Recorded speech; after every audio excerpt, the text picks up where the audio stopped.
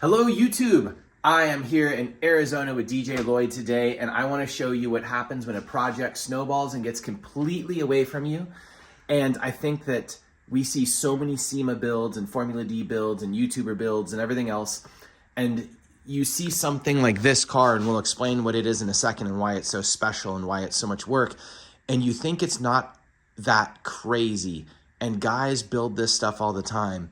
But YouTubers have a staff of sometimes 3 or 4 people working, 40, 50, 60, 80 hours a week, finishing a car in just a few weeks or a month.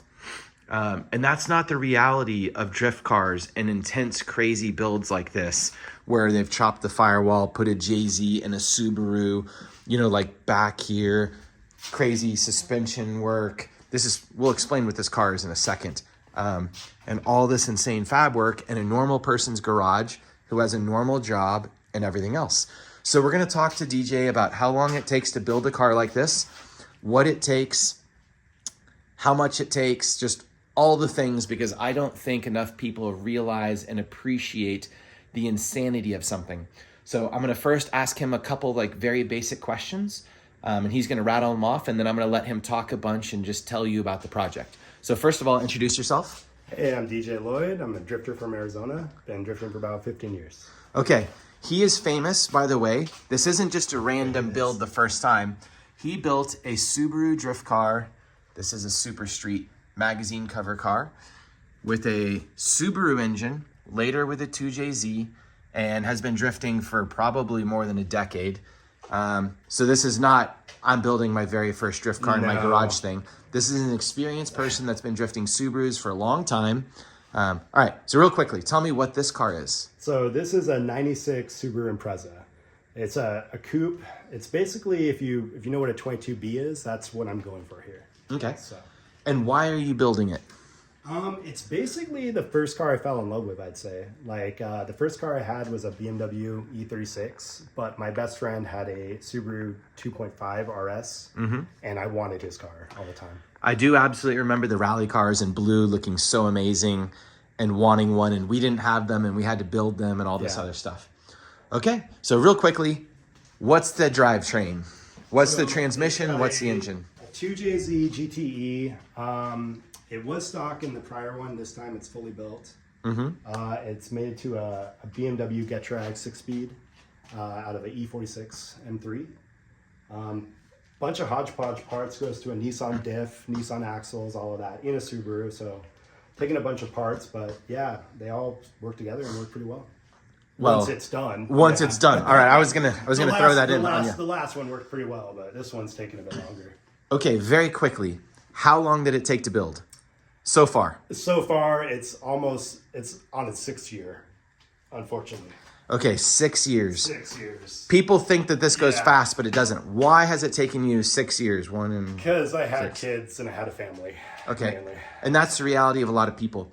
Why is it taking so long? How much time can you put into this thing per day? How much do you actually work on it? Yeah, so I don't know. If I get an hour a night, maybe after the kids go down, that's a good week if I'm doing that every day, during the week. But some months if I'm busy, I might get, 3 or 4 hours a month on this car because, you're traveling around with the kids, you're doing all kinds of stuff, family stuff. So it slows down a lot after you have kids. And how much did you used to work on your car? I used to work on my car freaking 2, 3 hours, 4 hours every day. I'd get home from work and just hit the garage and just work on the car. So probably at least 30 hours a week. Yeah, you'd spend it was a on lot of time. And now it's almost nothing. Yeah. Whew. Drastic change. So let's walk around real quickly. Why a 2JZ in this car? Because it's the motor that God intended to have in every car, I'd say. It's the best motor. I don't know. Once you drive one, LSs are the same way, but once you have that amount of power and it's just easy and always there and it takes the beating, there's no other engine I'd ever rather have. So why didn't you do VVTi? Mainly because I just kept the motor I had. VVTi is awesome. It'll spool faster. It's quicker. Everyone knows that. But this is a motor I got back in 2013, and it lasted 5 years of abuse doing Pro-Am.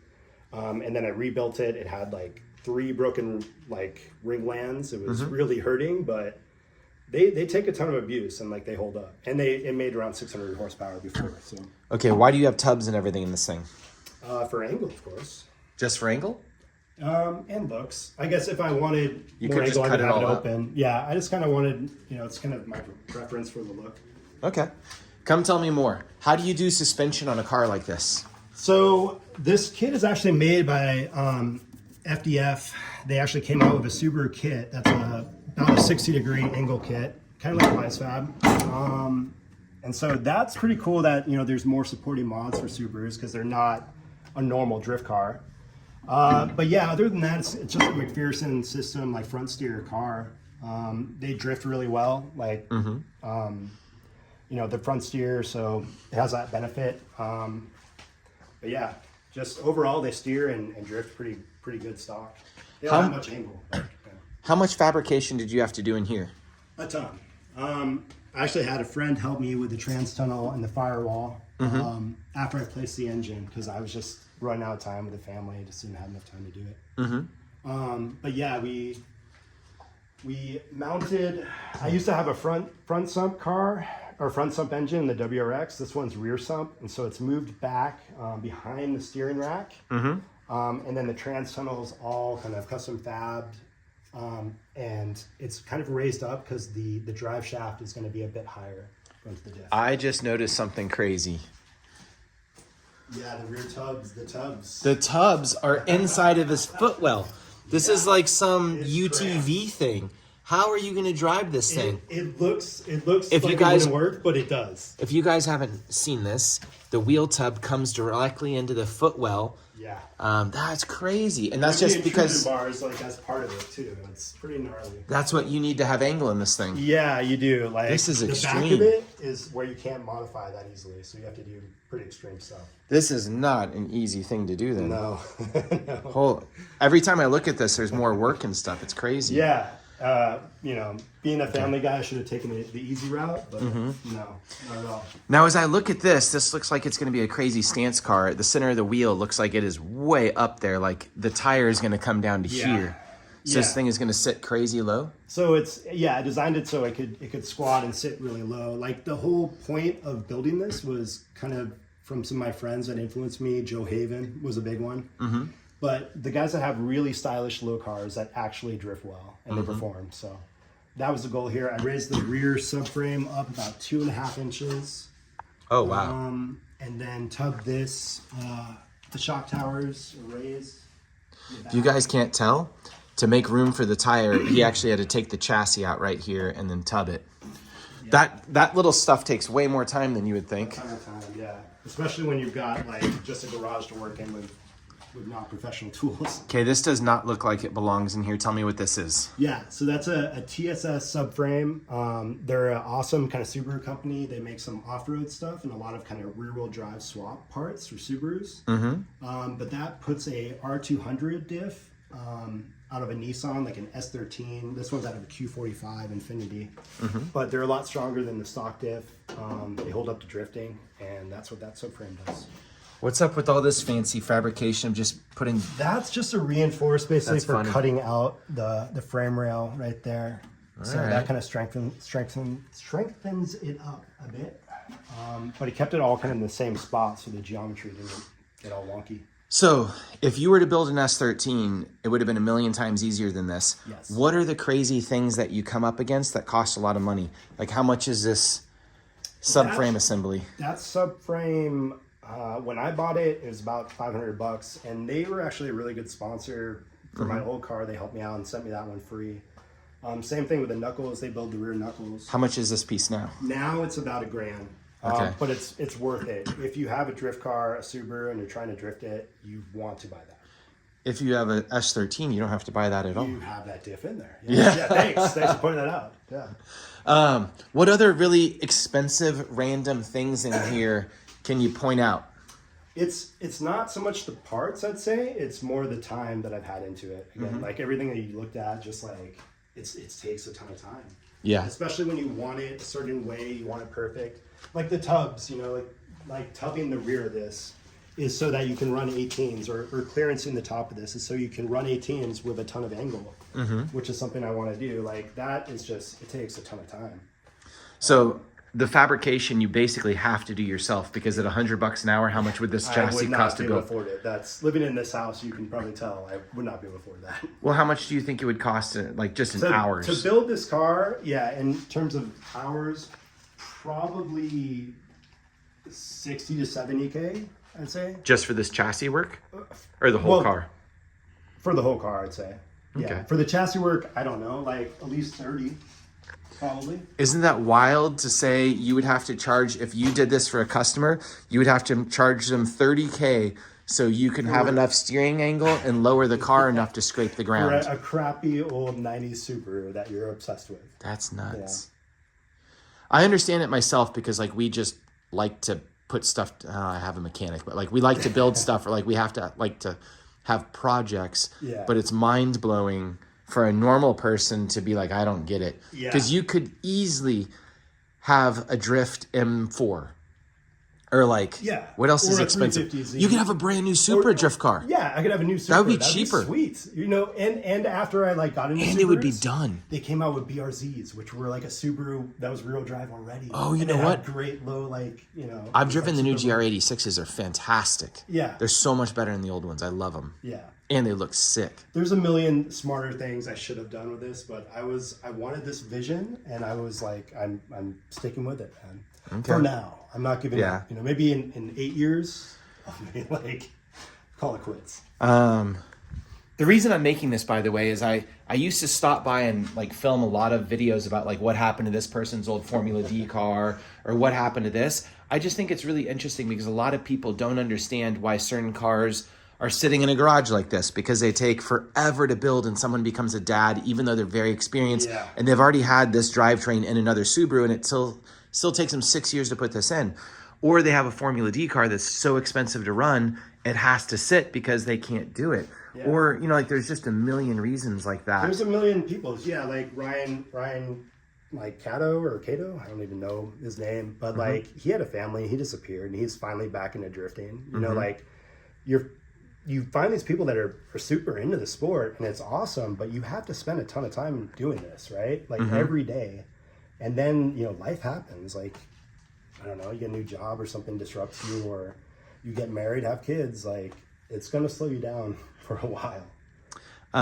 Do you regret building a car like this? Because again, if I were to ask you point blank, would you rather have this than a new GR86 with a 2J in it? I'd way rather have this. How about, would you rather have a brand new Supra or this?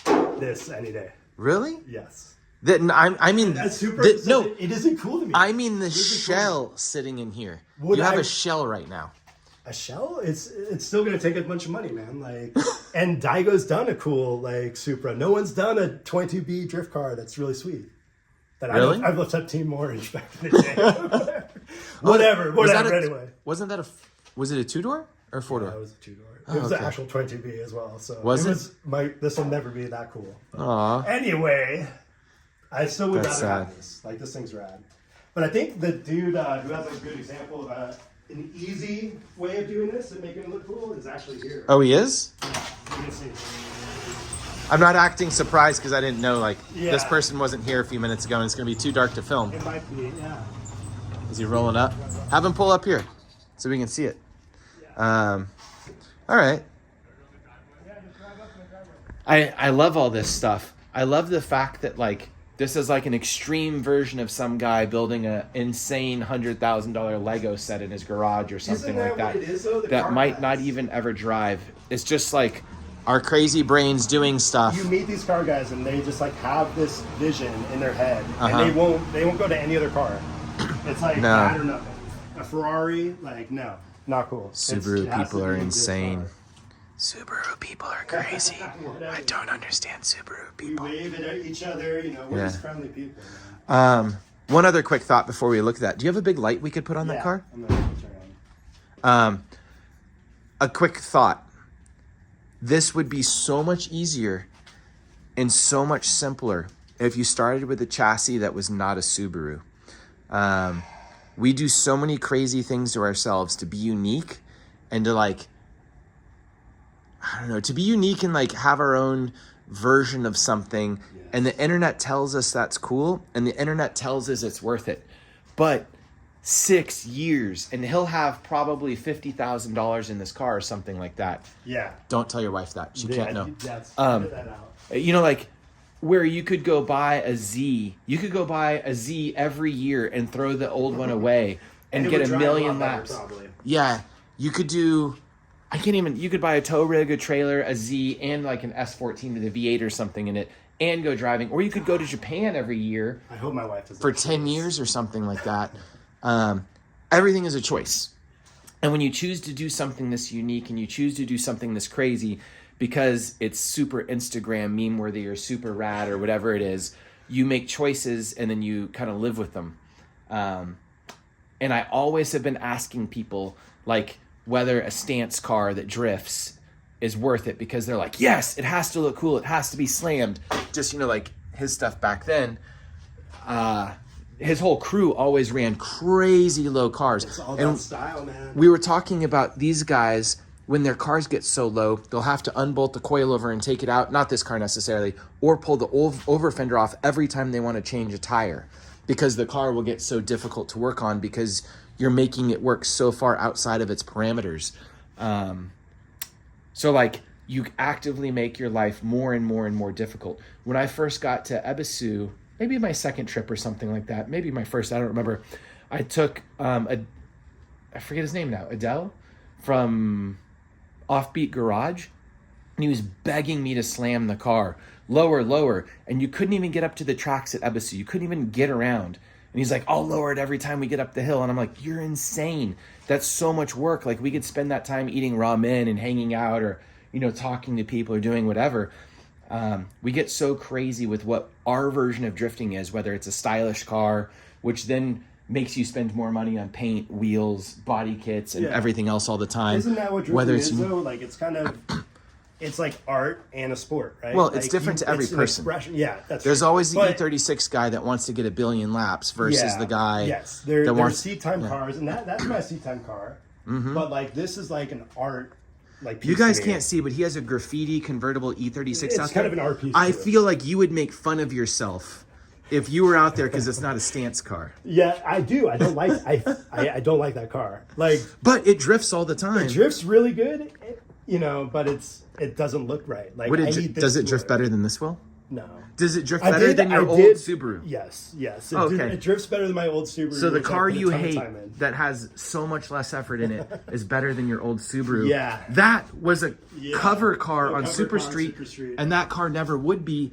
And like, I know tons of people that probably built cars. I actually know of at least 3 people that replicated that car and ruined their life because you showed them. I'm sorry. A couple of those people got like 2 laps in the car and they were like, I'm done. Yeah, there's like a blue one in Texas.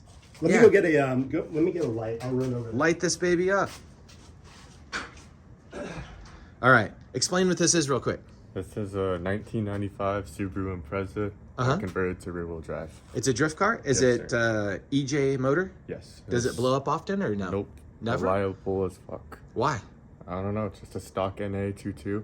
And Oh, it's naturally aspirated. Yeah. Oh, that's a secret. Just like rotaries. If they don't have boost pushing out piston rings or cylinder things, whatever rotors are called, apex seals, it's good. That car runs all the time too. Well, it's naturally aspirated. Of course it does. If you had a naturally aspirated JZ, how much? Like 100 horsepower? Like, it's not a lot. if you had a naturally aspirated 2J, you'd never be able to hurt it. Yeah. Okay. But it looks sick. It does. It's really cool. I like it. I think, you know, like, it's a unique chassis, and it just looks, you see a bunch of S13s and like S chassis, and like this stands out, man. You know why you see so many? Yes, because they drift well. yeah, okay, just like BMWs. But I'm sick of that, man. Like, I want something that looks cool. Like, playing Gran Turismo and the 22B and Gran Turismo and like the 22B, man. Like, it's just such an iconic, cool car. No, it absolutely is cool. It is absolutely iconic. But my job as an event host that needs to have 100 drivers in events, or you know what I mean? Like, we can't all be in build mode for our entire lives. Yeah, no, it's not smart. I get that. Yeah. That's why I have this thing like to drift with, and you know, like E36 is buy an E36, buy an S chassis. What They drift engine is great. in A this? 350Z. It's got a turbo M50. At how much boost? Like a bar. It's really reliable? Yeah, super reliable. Sick. It's 400 horsepower. I have one and it's blown up right now. Yeah, this thing is great. Cool. Maybe you can. I love how he hates the drift car that's reliable. Yeah. It's not unique, man. Like you'll go to an event, you'll see 100 of these things. So. Because they work. So, like, Yeah. they don't look cool. They don't look cool, man. Like, it I has love to it. look cool. Also, though, Yeah. I would not go drive around in the middle of the night to go randomly film people's like E36 graffiti Exactly, cars that are exactly. sitting outside. Exactly. We have to look at the nutso car. Right. The one that's taking forever to build. Yep. So I'm going to cover just a couple more things before I end this real quickly. There are some huge inherent flaws, such as you have moved the engine back. How far do you think? A foot? Oh, like, well, it's not supposed to be there anyway. No, I know, but you've moved an engine back a foot. A lot, yeah. And it still has 4 cylinders out in front or equal No, to it the doesn't. strut tower. It has okay. 3. 3. 3, it's dead center. Okay, 3. Dead center. It's gonna be rear weight bias. I swear to God. No, I know, but I'm just saying, this is still not optimal. If you move an engine back a foot, it should be behind the strut tower. If I wanted like a mid-engine car or something, like, I don't know. Have you ever drifted like a Porsche? Like, that Yeah. can't be fun. No, they're sick. I don't think so. Yeah. I don't think Chelsea's on Corvettes have the engine that far back. They're mid-engine. Whatever. The last one drove so good with a JZ. Like, Yeah. The angle sucked compared to BMWs. But Actually, the what- engine, like the feel of it was amazing. When a car has a lot of front Yeah. like weight, it actually makes the car easier to drift. Exactly. Yeah. But I actually like a lot of weight in the back. I want to try it, and that's where it is. But I think it'll be a little. It'll probably be like 52, 48. Like Was your 48, 52? was your last engine another foot further My forward? last one was probably like 4 inches forward, and it was 51, 49 balanced. And so it was like basically there, right? Even though with this huge engine that was right in front of the firewall. Yeah. So this one is like at least 4 inches, maybe 5 back. So I'm trying to think of the science of the engine being, regardless of where the weight is in the center of the chassis, it being forward of the steer axle and how that affects things. I don't know. Neither do I. I just know that like I know it was better with a JZ than it was with the stock Subaru motor. Like a stock STI is like Well, that's because Subaru 52. motors are straight garbage. They're light though. It doesn't make any sense. know. Like this is a heavy anchor and it had better weight balance than stock. Once I did it, a 2J in it. Yeah. Like my old one, I mean. Which was weird. I think it's because the trans in the Subarus are like really, they weigh like 300 pounds. I find a lot of the time it's not the weight distribution of the car, because like oftentimes an SR feels like it might handle way wonkier than an LS. It's the fact that the thing has a ton of torque and like a heavy crank and like weird things that completely band-aid other portions of the car, if that makes sense. That's weird. So yeah. my car with an iron block V8 still drove amazing and was super stable, and the car feels more stable and like pivots around and does certain things, and maybe it's slower and everything else, but it's incredibly stable because of the weight of the crank. Like if you're not getting off the clutch back and forth and you just get off the gas, the car is stabilized by that heavy crank going through, if that makes sense. And That's crazy. yeah, There's I so also much run a shit. heavy flywheel too. Yeah. Whereas in my circle track car, it has a crazy responsive drivetrain because it has a little tiny button flywheel and stuff. And you'll jump off the gas and the engine will decelerate and accelerate so much that the car will pivot too fast, if that makes sense. That's weird, yeah. And like the car with its natural weird weight tendencies and low side bite will, like whip around on you and stuff. Yeah. That's funky. Well, We'll see. cool. Yeah, it might drift terribly. Like I'm not an engineer. This is all kind of just No, I think it'll my drift vision. fine. I think it'll be. I good. find that most of these engine swap cars, as long as they have like a known engine with good torque and like specific things like that, that solves everything. And it should be extremely light too, which is going to be cool. Like, it Oh should be yeah, around- JZ cars are always real light. No, this one should. My old one was, I think, 2750, and this one should be a good 200 pounds lighter than that. So Rad. that's without me in it. Well, I love it. I think it's super interesting. I find also it's incredibly brave of you to run a car that these are really rare now, right? Yes. So like if someone smashes you, what's going to happen? That I need to figure out. Like, I'm thinking I might actually do a jig, like build a jig 2 points and then take it off. So that when that happens, I'll be able to be like, here's the jig, push it back to there. That's my only idea. I don't know. That's going to be tricky. That's like this. I feel like this is going to be a car that you're not going to want to drift as aggressively as your other one. 100%. And it's going to be more of like a show car. You go have out. That shitboxy, that crappy E36 that I don't care about. And I'll throw in. This is your Weeb nostalgia mobile. Yes, this is my little show car. It's pretty 8-year project. Oh man, your clear coat. Okay, well, thank you so much for taking the time to show this to the audience. Thanks. I hope that you guys kind of get the point. I know I like ramble and like smash at home and stuff, but I think that you listening to DJ can kind of give you an idea of how long and how much of a commitment, what being a dad is like, what not to how do much with a drift money. car. Yeah. If you want to be unique and you want to build something like Daigo's R32, it looks very simple in some ways just to cut it up. And it looks like I could do that with my buddies in a couple days. Hats off. But then it gets really complicated if you want to do it nicely. Like if you were just to cut all this and you didn't try and tub everything, you could do it very quickly. But it wouldn't work well. the car is going to end up pretty trashy in the end. And specific like parts for Subaru specific stuff, such as like just the subframe, is going to cost you more than $1,000, and then all the swap parts, axles, and everything. You could end up easily with $2,000 or $3,000 in that rear end. Oh yeah, the knuckles, another grand there. Maybe you're $4,000 in the rear end. Oh, I have no. You're like, don't tell my wife. Like, yeah. But with the coilovers, the knuckles, arms, diff, all that stuff, and if you need custom axles or something like that, do you need custom axles? No, you need 350Z axles. That's what I run. So. But you're probably at least $3,000 to $4,000 just in the rear end. Oh yeah, no, don't get a Subaru if you want to do it cheap. Like Brock's is relatively cheap and it works well, but it makes 100-ish horsepower. If you want to make a ton of like horsepower in that car, it's going to cost you a fortune. Like at least 20. Are those 30 R160 rear ends? This one's a R180 right now. But I mean from the factory. Yeah. Okay. R160. Yeah. So like literally nothing can be used in these cars from the factory. They'll snap. Oh, so much stuff. Yeah. Okay. Thank you so much, audience. I appreciate you seeing all this stuff. It's so cool. I'm going to just show you around the garage for like 3 seconds. All the cool nostalgic stuff. All-Star Bash used to be a big event in California that was like you absolutely should make it to this event, blah, blah, blah. It was the like event of the year out on the West Coast. It has since ended because Willow Springs didn't want all the drunk people doing stuff. Chelsea and I went out one of these years and took his Formula D car and drove it around, which was fun. And it was broken most of the time. We just did a couple laps. He's been in Super Street. All these guys have super cool cars. What year did you start drifting, by the way? 2009. 2009. So he has like 15 years into drifting. Okay. So cool. Thank you very much. Bye.